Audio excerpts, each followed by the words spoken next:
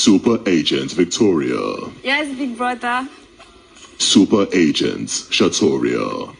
Yes, big brother. I'm particularly excited for Victoria and of course Sean for winning the Super Commando Challenge. You are the toughest duo of the season. Yo, this was so surprising. I never saw it coming. Like, you said they tell me for dreams ever for no believe. Like, I was raised not to hate anyone, but then I had hate in me for like 10 years. Kidnapped. Yeah, I was kidnapped that day. Last night, the housemates had a very, very emotional moment when they were told to share their story about when they had a super commando moment. And you know, some of the stories were quite touchy, and I'm going to be sharing them with you in this video. I slipped into drug abuse for a couple of months. I think it even went to a year. Hi guys, welcome to the channel. My name is Philomina Moses Lawson. If you're seeing me for the first time, welcome. Thank you for being here. Please go ahead and hit the subscribe button. If you're a regular viewer, I love you.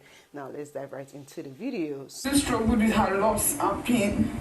Then came the lack and the betrayals from friends. So they had their super commando task and they had given them instructions to write their stories, and of course they have the part where they are going to go to the arena and show all their skills to show that they are a super commando agent. The first people that came to share their story was named by the way twins. For Ozzy, he shared a story of when he just saw an application online that there is a 45 minutes race and then you are going to be given an Olympic standard certificate or something like that, and without even prior knowledge he just signed up and went for the thing. He saw that people were professionals and they were there, but he still decided to go, only for him to run 45 minutes and then they told him, oh, you're just getting started. It's actually a full-length marathon, and even though he had a bad knee and everything, he still made sure that he finished the race after like 5 hours. And that was his story. For Osi talked about how when he was growing up, he was really sporty and was swimming, and then he started limping, you know, to the side, and his mom noticed it and said, guy, you are limping.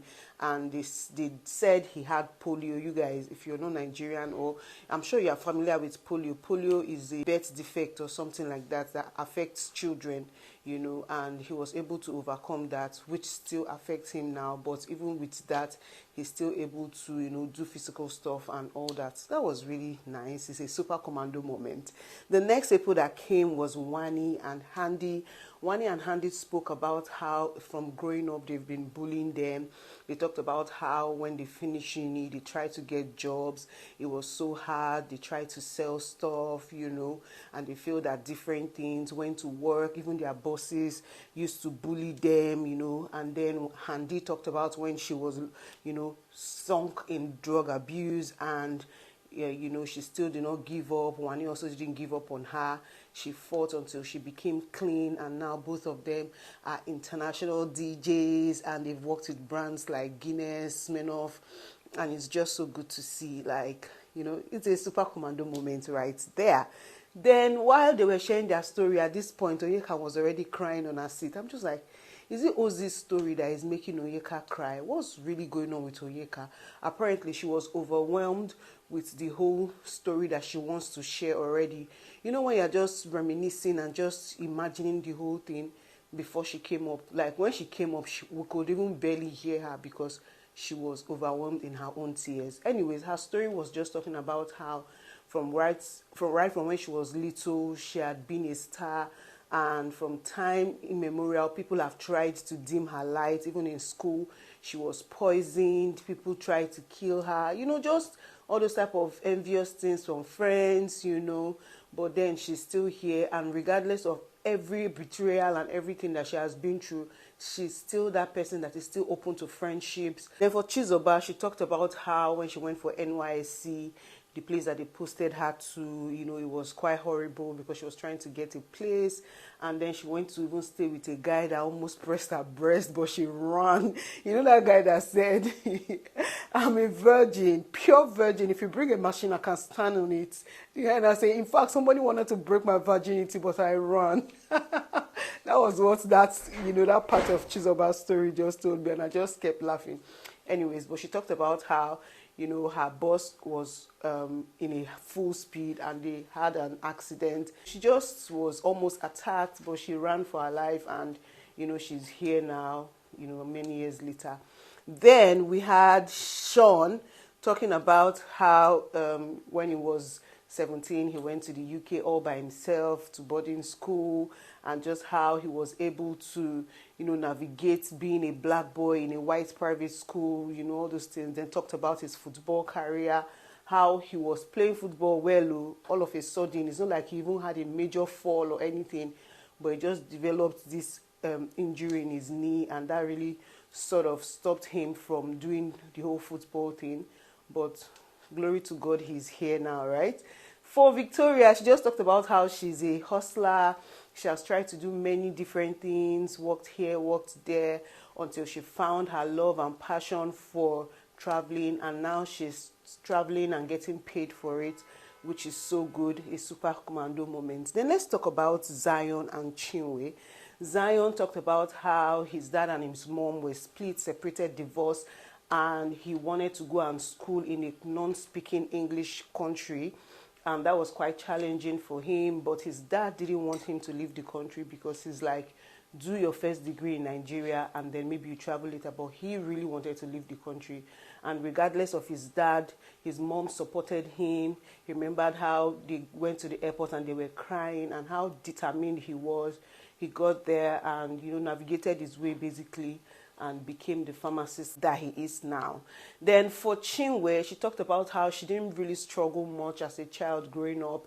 She had pretty much everything that she needed. She's the type of child that would get something from the dad and get that exact same thing from the mom. You know, it was so good. And then sometime they just came and told her that her mom was diagnosed with cancer, and the mom undergoes treatment, and then she was free of cancer. And 2 years later, they just said the cancer was back, and the mom kept encouraging her to, you know, go back to school, take care of herself. And she was in final year at this point. By the time she went back to school, the following day, they called her that the mom had passed, and that was when her world crumbled. Even though she was the first child out of 5, she was still able to, you know, finish school, navigate life, and she's here now. And yeah, her story was quite emotional, I'm not going to lie. It was a tad bit getting to my chest, but I strung my heart. Moving on, the next people that came to talk was Suj and Tofa. Suj just talked about how he has been an athletic boy right from childhood, and how he picked interest in American football. And because he, of course, is not in America now, he's in Nigeria, playing that type of sports that is not so popular in Nigeria, it was quite difficult. But then there was an opportunity that came, and, you know, people from abroad, international coaches, all those people from different clubs came to, you know, sign players, you know, those type of things. And all of a sudden, he trained, and developed this mad injury, and fell and sprained his leg. And because of that, he almost didn't participate in the so-called showcase that he was preparing for.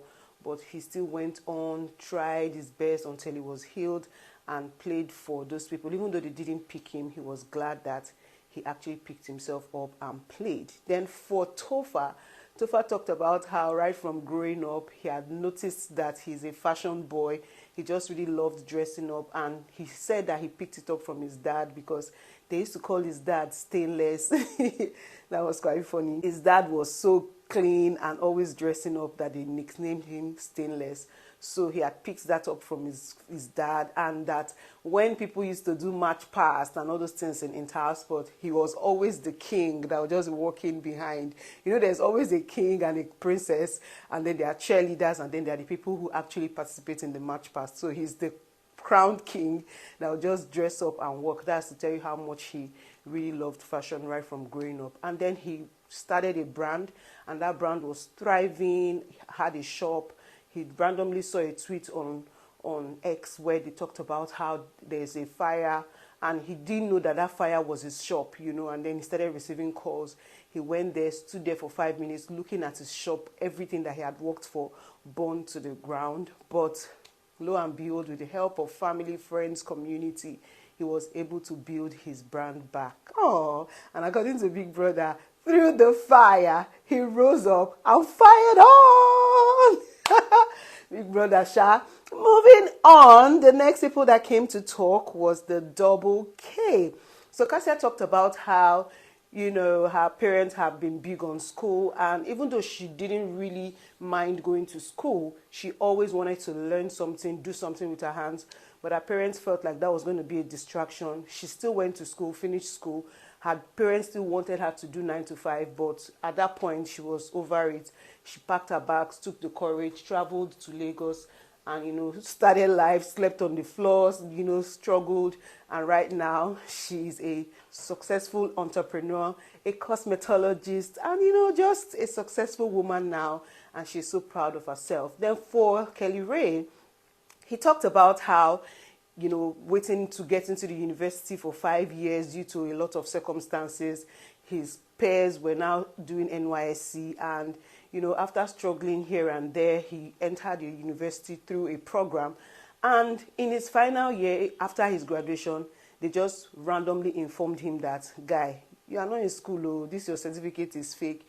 He did everything he could. Family, everybody felt he was lying, that he had abandoned school for music, but he made sure that he was able to get a certificate to prove to himself and show that this is a super commando moment. And of course he has his certificate and he has gone to serve, and of course here he is. That was such a resilient story, right? Moving on, we have TJ.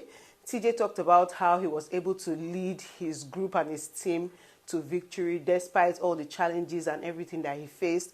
Then for Ben, he talked about how he had gone to the UK to school, had paid his tuition fee halfway, paid 4,000 out of 14,000, and was hoping to work the remaining 10,000 to pay, but COVID hit, and he went from the big boy that used to give people giveaways on Instagram to the boy that started working in warehouse, did caregiving, did support group, did a lot of work that he wouldn't even imagine doing just to survive. And of course, now he's here, a super commando moment.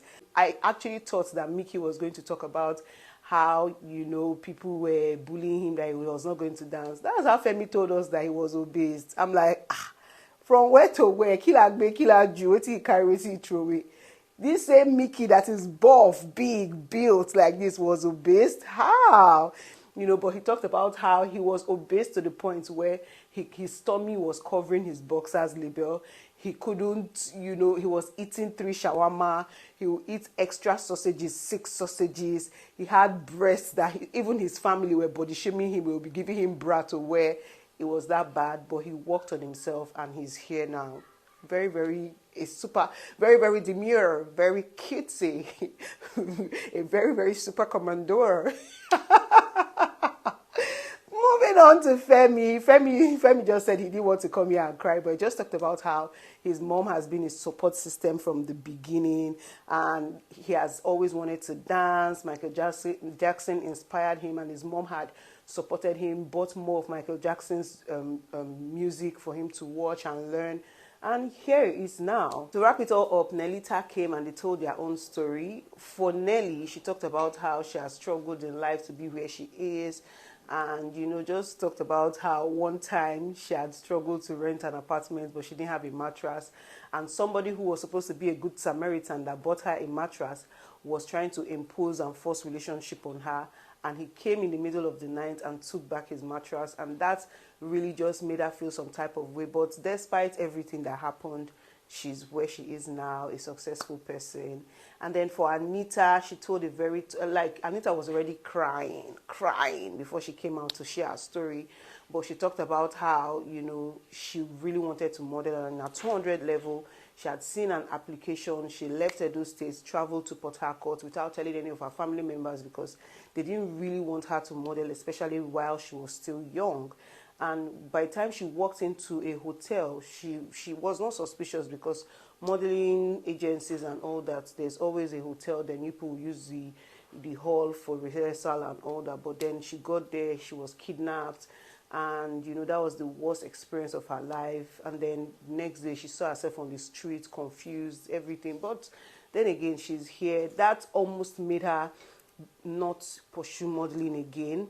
She was bitter for close to 10 years, but now she's here. She's the most beautiful girl in Nigeria and went to represent Miss World. And she's just so grateful that that experience didn't make her lose her passion and her dream. So yeah, guys, very, very demure story, very cutesy. God, this is not supposed to be funny. I don't know what. Anyways, very touching. I'm not going to lie. I felt that because this is a story that I know I've heard a lot because, you know, I'm from the South. I've heard it happen a lot of times in Port Harcourt, and just seeing somebody, you know, that experienced it firsthand, it actually hit home. After that, they had their physical part of the challenge, and of course, it was the Shatoria team that won. The first phase of the challenge was for them to crawl under it, climb and hit a bell, you and your partner. So people that did it in the fastest time made it to the next round. And those people are Aces, Nelita, Beta, Radicals, and Shatoria. Electric parts that actually took the rest people out of the game. So there's this metal thing that you use. It has a sensation where if you hit the metal, it's going to make a sound. And if you hit it 3 times, you're going to stop for them to give you your score.